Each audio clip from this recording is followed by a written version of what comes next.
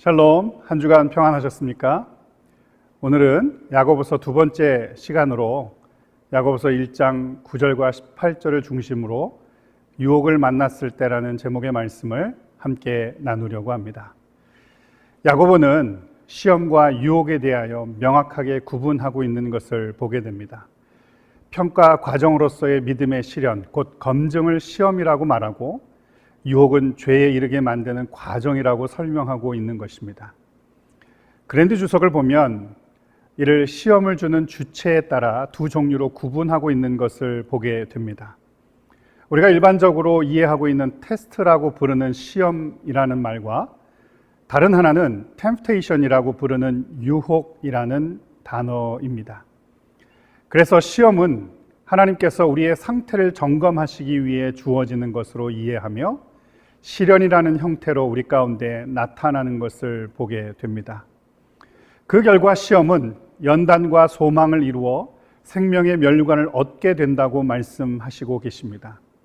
다시 말해서 우리는 시험을 통해 자기의 상태와 신앙의 수준을 알게 되며 그 안에서 믿음으로 굳게 서서 인내로서 견디어내게 되므로 잘 다듬어지는 훈련을 통해 내적 성숙과 자람을 경험하게 된다고 말씀하시는 것을 보게 됩니다.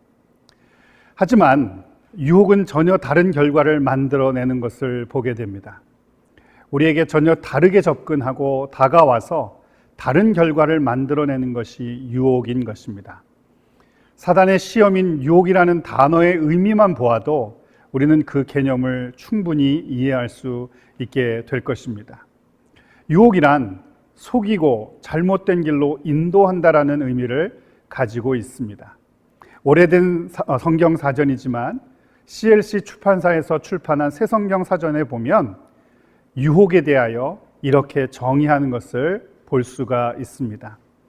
하나님의 백성으로 하여금 하나님의 뜻을 버리게 하려는 목적으로 사단이 환경들을 조작하여 시험하는 것이라고 정의한 것을 읽어본 적이 있습니다. 여기서 우리가 기억해야 될 것은 사단은 하나님의 백성들에게 다가와 하나님의 뜻으로부터 분리하게 하기 위하여 환경을 조작하고 만든다는 것에 있다는 것입니다. 그래서 우리는 분명히 유혹이라는 의미를 이해하고 그것을 바라보며 해석해야 한다는 것입니다. 유혹은 우리를 속이고 넘어지게 함으로써 궁극적으로 하나님과 분리시키고 죄의 노예 가운데에서 살아감으로 궁극적으로 멸망에 이르게 하려는 의도를 가지고 우리에게 다가온다는 사실을 우리는 명심해야 합니다.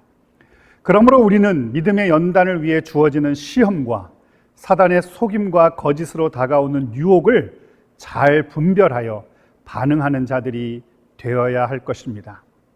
특별히 오늘 본문 가운데 기록하고 있는 야고보의 말씀을 보면 물질에 대한 유혹과 인간의 이중적 모습을 언급하면서 당시 경험하고 있는 재정적 어려움과 시험 앞에서 우리 믿는 자들은 어떤 기준으로 살아가야 하는지를 분명하게 기록하고 있습니다.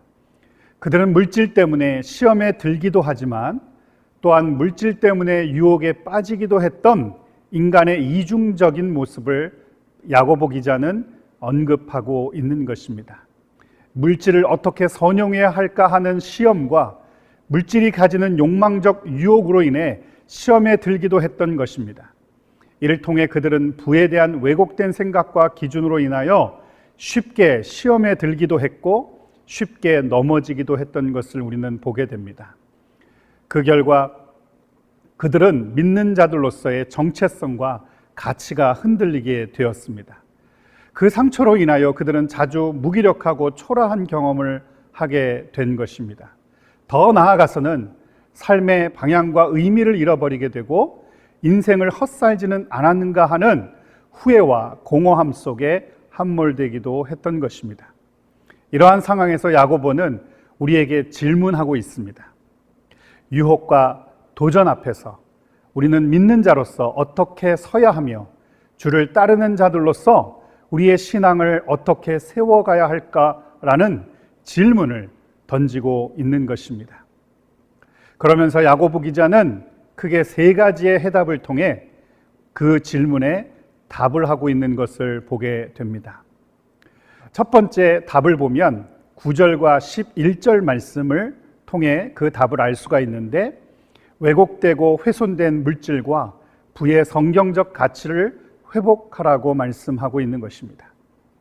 우리는 분명히 세상을 살아가면서 물질과 부에 대해서, 또한 소유와 그 소유의 사용함에 있어서 왜곡과 훼손된 가치를 가지고 살아가는 것이 분명해 보입니다.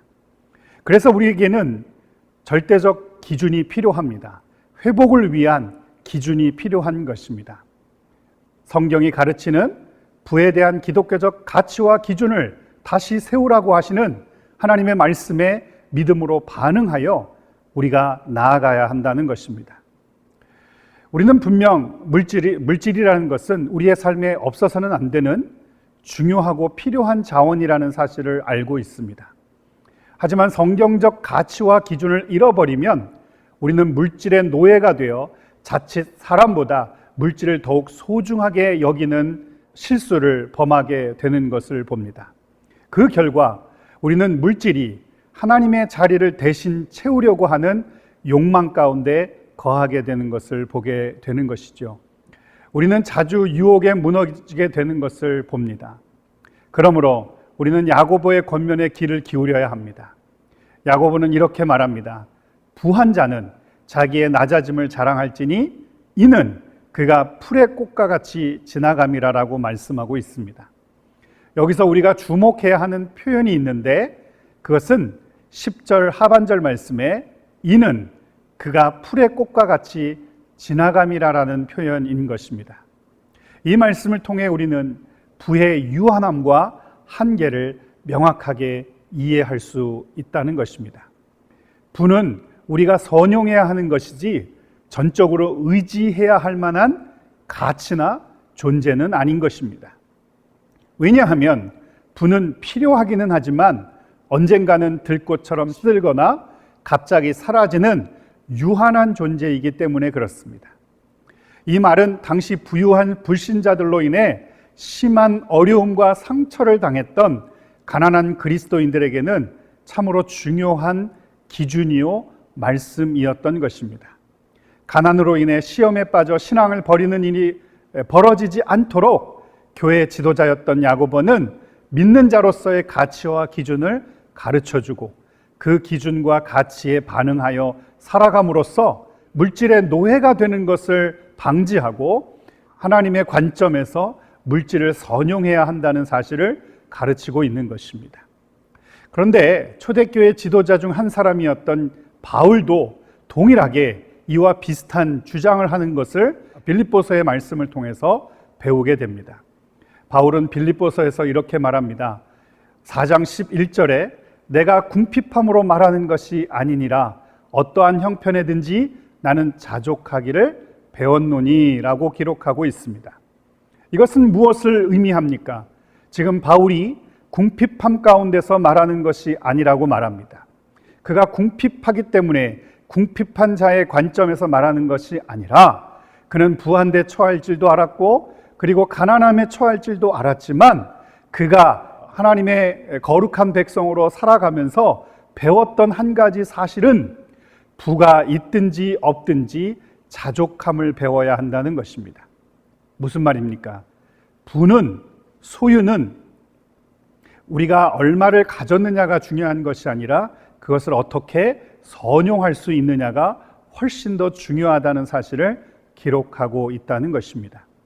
그래서 바울은 빌립보서 4장 12절과 13절에 이런 말씀을 기록하고 있는 것입니다.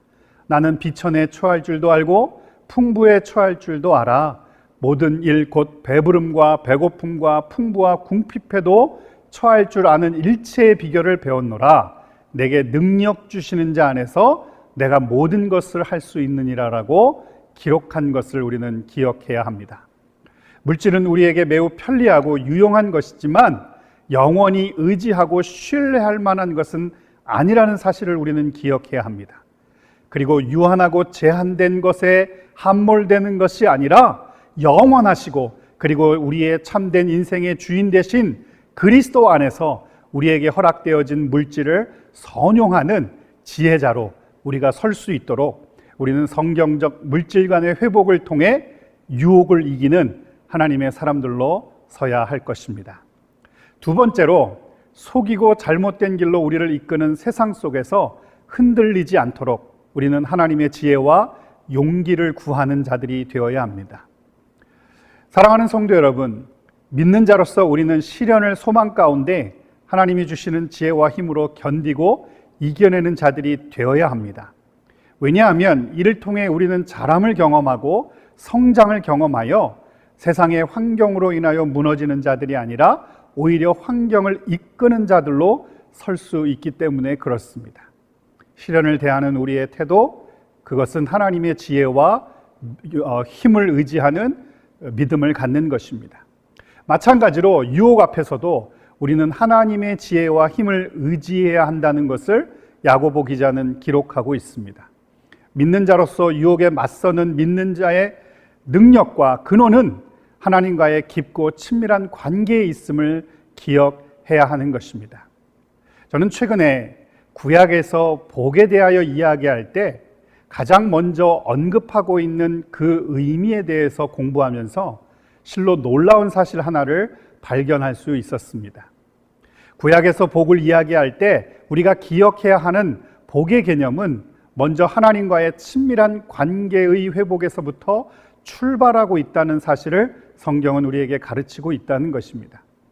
그 안에서 우리는 참된 평안과 안식, 회복과 치유를 경험할 뿐만 아니라 세상을 살아갈 힘과 지혜를 얻게 된다고 성경은 우리에게 가르치고 있다는 것입니다. 하나님의 자녀로서의 합당한 삶을 어떻게 살아내는가? 그것은 하나님과의 관계의 친밀함 속에서 주어지는 진정한 회복과 치유를 경험하는 것인데, 그 안에서 우리는 진정으로 하나님이 주시는 지혜와 용기를 갖게 되는 것입니다. 우리의 진짜 복은 소유와 물질에 있지 않습니다. 얼마를 소유했느냐, 얼마나 많은 부동산과 재정을 가지고 있느냐가 우리의 삶을 결정하지 않습니다. 진짜 복은 소유와 물질에 있는 것이 아니라 건강함이나 높아지는 것에 있는 것이 아니라 존재의 회복과 깊은 하나님과의 깊은 관계에서 출발하고 있다는 사실을 꼭 기억하시고, 오늘 우리가 살아내야 할 세상의 삶을 지혜와 하나님이 주시는 용기로 살아내는 축복이 저와 여러분의 삶 가운데 세워질 수 있게 되기를 바랍니다.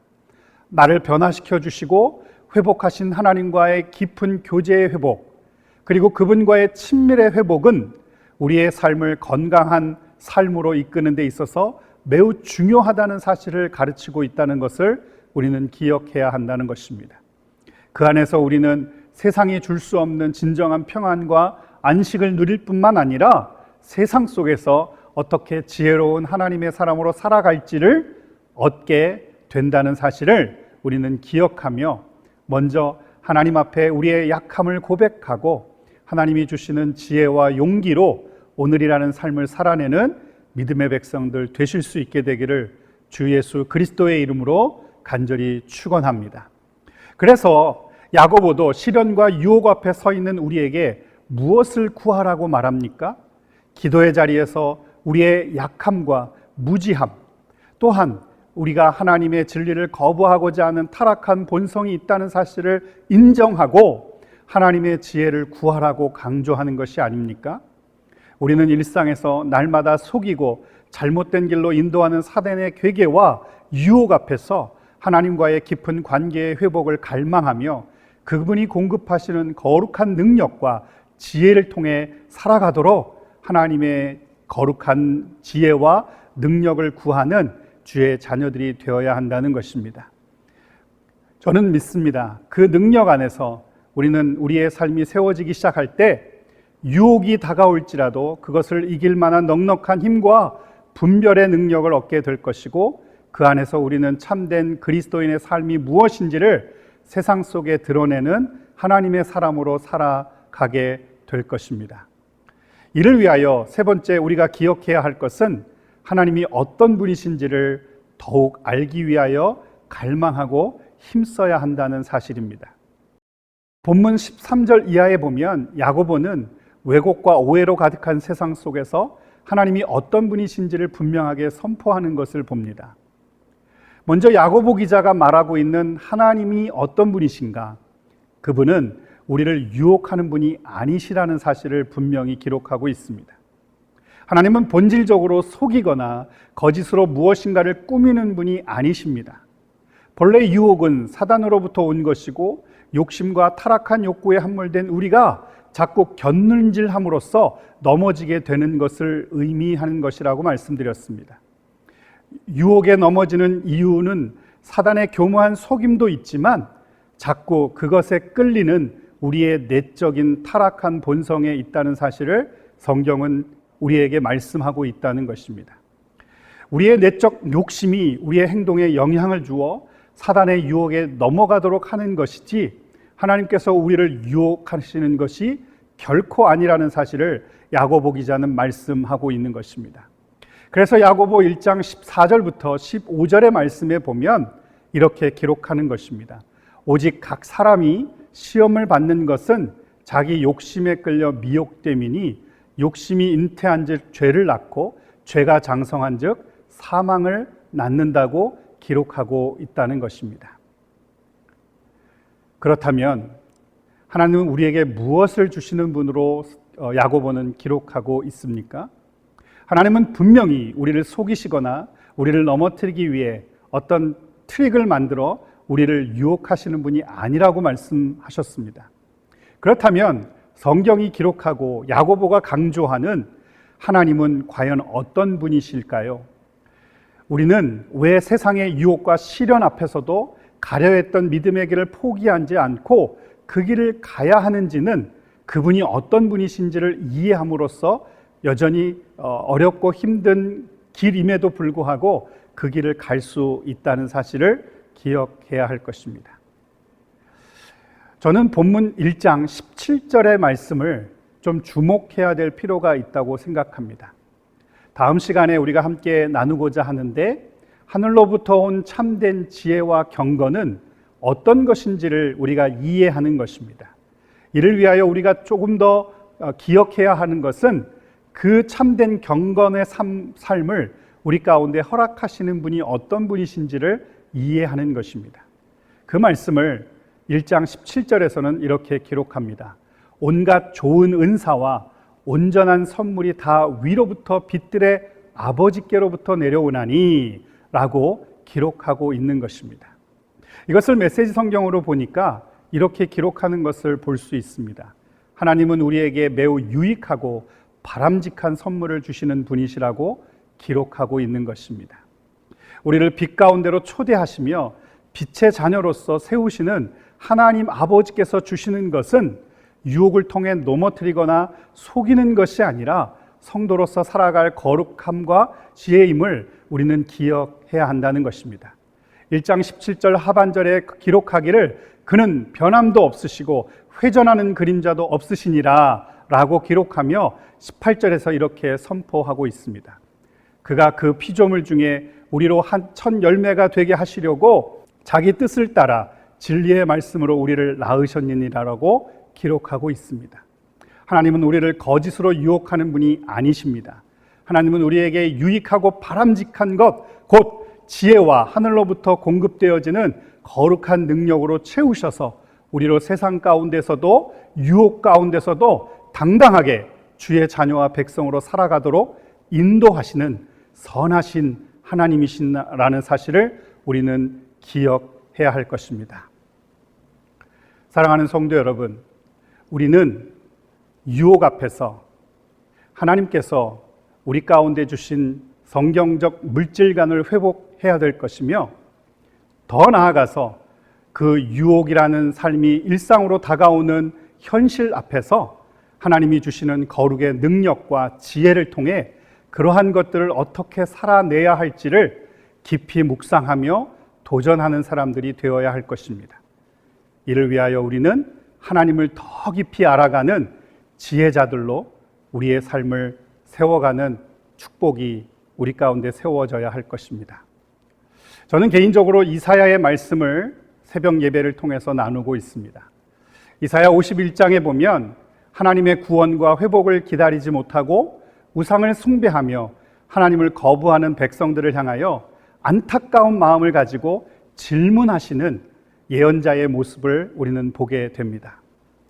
예언자는 이렇게 질문합니다. 너희가 어찌 전능하시고 창조자이시며 우리의 주인이신 여호와를 잊었느냐? 너희는 왜 종일토록 항상 학대자의 분노를 두려워하여 거기에 함몰되어 살아가고 있는가? 학대자의 분노에 대해 지나치게 과장하고 두려워하고 있지는 않은지 돌아보라고 예언자는 질문하고 우리 가운데 도전하고 있는 것입니다. 그러면서 51장 15절과 16절에서 이사야 선지자는 그러한 상황 가운데 있는 이스라엘 백성들을 향하여 이렇게 선포하고 있습니다. 나는 내 하나님 여호와라. 바다를 휘저어서 그 물결을 뒤흔들게 하는 자이니 그의 이름은 만군의 여호와니라. 내가 내 말을 내 입에 두고 내 손 그늘로 너를 덮었나니 이는 내가 하늘을 펴며 땅의 기초를 정하며 시온에게 이르기를 너는 내 백성이라 말하기를 위함이니라라고 기록합니다. 저는 이 말씀을 통해서 두 가지 사실을 기억하게 되었습니다. 우리가 잊어버렸던 것은 무엇인가? 우리가 하나님을 잊어버려서 놓치게 된 것, 그것은 하나님이 어떠한 분이신지를 놓쳐버린 것입니다. 그래서 우리는 유혹에 자주 넘어지고 유혹에 자주 상처받고 유혹으로 인해서 우리의 신앙을 저버리게 되는 것을 보게 됩니다. 그래서 저는 다시 한번 여러분에게 말씀드리고 싶습니다. 하나님이 어떤 분이신지, 그리고 그분이 우리 가운데 말씀하신 것을 통하여, 그리고 자기를 계시하심을 통해서 우리는 우리의 삶의 기준과 원칙을 새롭게 하며 바로 세워 하나님이 우리 가운데 원하시는 삶의 모습으로 나아가는 자들이 되어야 한다는 것입니다. 시련과 유혹의 때에 우리가 붙들고 묵상하고 기억해야 하는 것은 무엇인지에 대해서, 그것이 무엇인지에 대해서 진지하게 고민하고 질문하는 사람들이었으면 좋겠습니다. 세상이 주는 유혹과 속임 앞에서 우리는 무엇을 기준 삼고 거짓과 속임을 대면해야 하는지를 우리가 진지하게 고민하고 생각해 보기 시작할 때 우리는 반드시 세상의 유혹과 시련 앞에서도 하나님의 사람으로서 당당히 그것을 이기고 극복할 뿐만 아니라 그 과정을 통해 우리는 더욱 성숙하고 아름다운 존재로 세워져 갈 것임을 믿습니다. 사랑하는 성도 여러분, 시련과 유혹의 때에 하나님이 어떤 분이신지를 알고 그분 안에서 공급하시는 거룩의 능력과 지혜를 가지고 세상을 살아내는 믿음의 백성들로 서 가시기를 다시 한번 주 예수 그리스도의 이름으로 간절히 축원합니다.